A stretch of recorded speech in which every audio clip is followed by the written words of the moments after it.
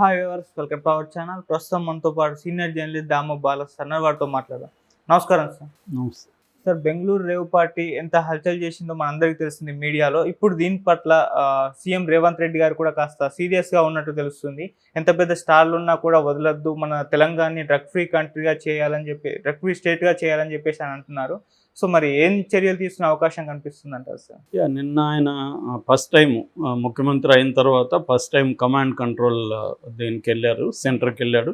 అక్కడ ఆయన Ravi Gupta DGP and శాంతి కుమారి వీళ్ళిద్దరు సిఎస్ వీళ్ళిద్దరితో కలిసి కొంతమంది యాంటీ నార్కోటిక్స్ సైబర్ సెల్ వీళ్ళతో సమావేశమయ్యారు.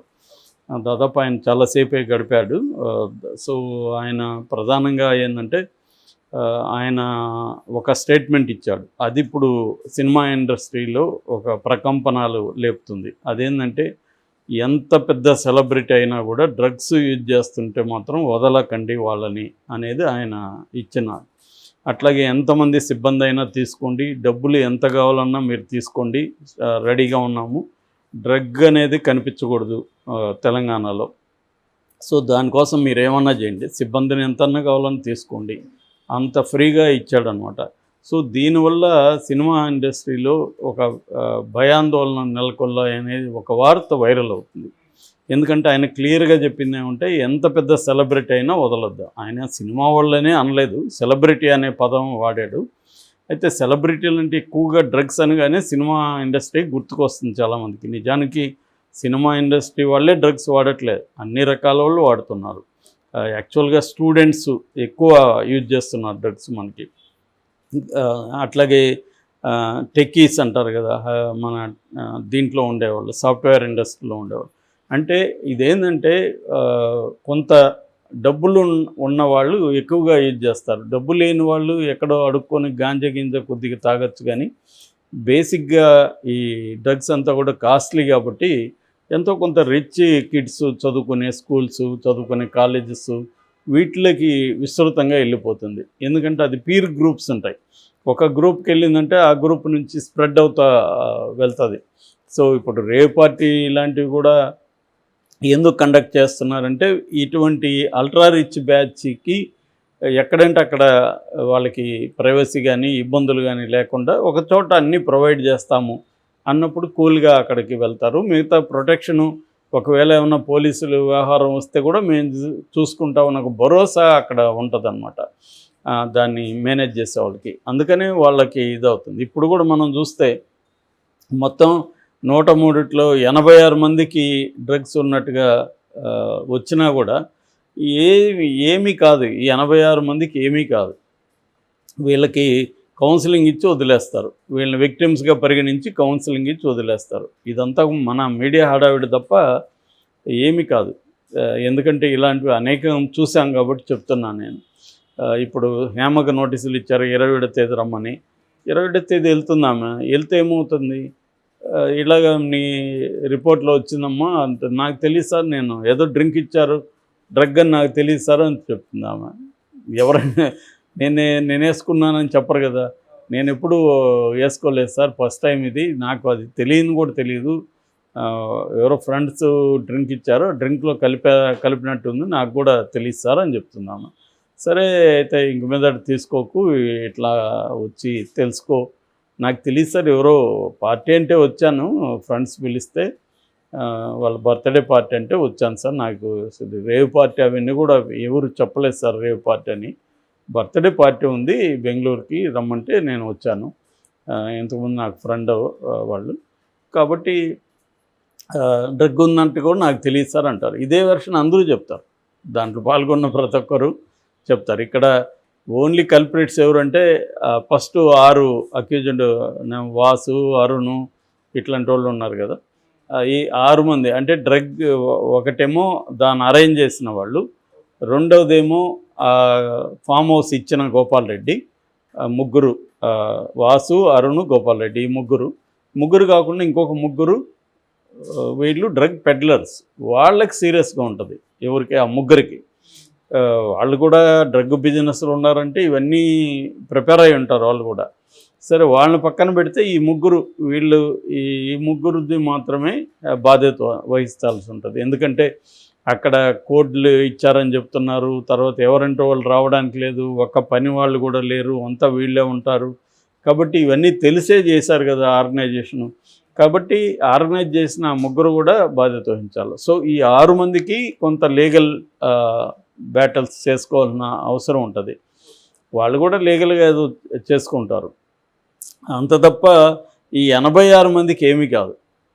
మిగతా వాళ్ళైతే అసలు 103లో 86 మంది, మిగిలిన వాళ్ళు డ్రగ్స్ తీసుకోలేదు కాబట్టి, అంటే బ్లడ్ టెస్ట్లో రాలేదు కాబట్టి వాళ్ళకి అసలు ఏం ఇబ్బంది లేదు. అందుకని నేను చెప్పింది రేవ్ పార్టీ అనేది దానికదే ఇల్లీగల్ కాదు. రేవ్ పార్టీకి పోయినంత మాత్రాన అతను నేరం చేసినట్టు కాదు. ఆ పార్టీలో డ్రగ్స్ తీసుకొని ఉంటే అది కూడా విక్టిమ్స్గా పరిగణించి వదిలేస్తారు.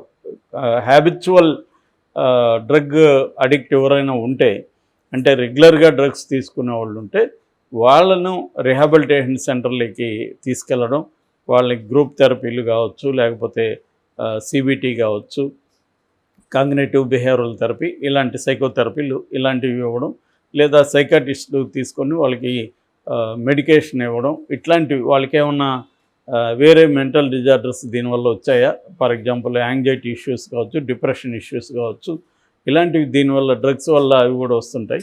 సో అలాంటివి ఉన్నప్పుడు దానికి మెడికేషన్ ఇవ్వడం, ఇవి చేస్తారు తప్ప వాళ్ళను నేరస్తులుగా పరిగణించి వాళ్ళకి పనిష్మెంట్ ఇవ్వడం అనేది సాధారణంగా జరగదు. అందుకనే ఇంత డ్రగ్స్ ఎందుకు తీసుకుంటున్నారంటే, తీసుకున్నప్పుడు ఏదో ఒక కథ చెప్పి బయటపడచ్చులే అని.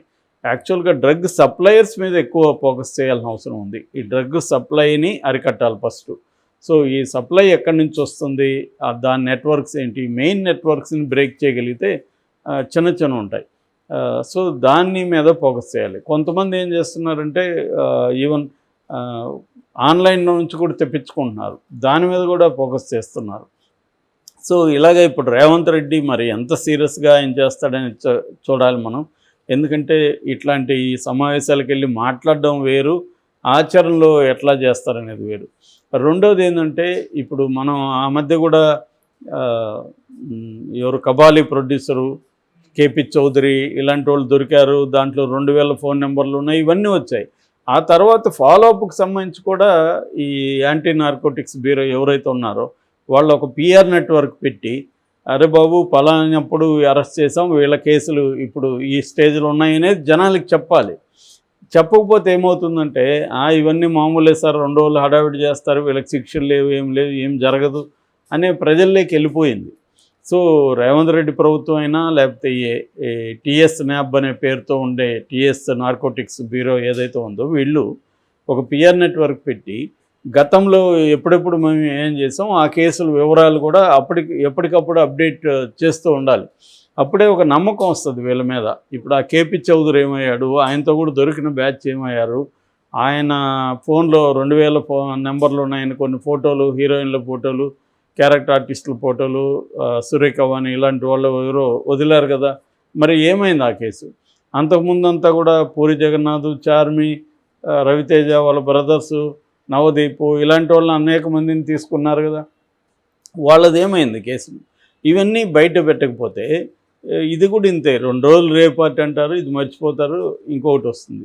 సో రేవంత్ రెడ్డి ప్రభుత్వం ఒకవైపు ఈ సప్లై చైన్ని బ్రేక్ చేయడం అది చేయాలి.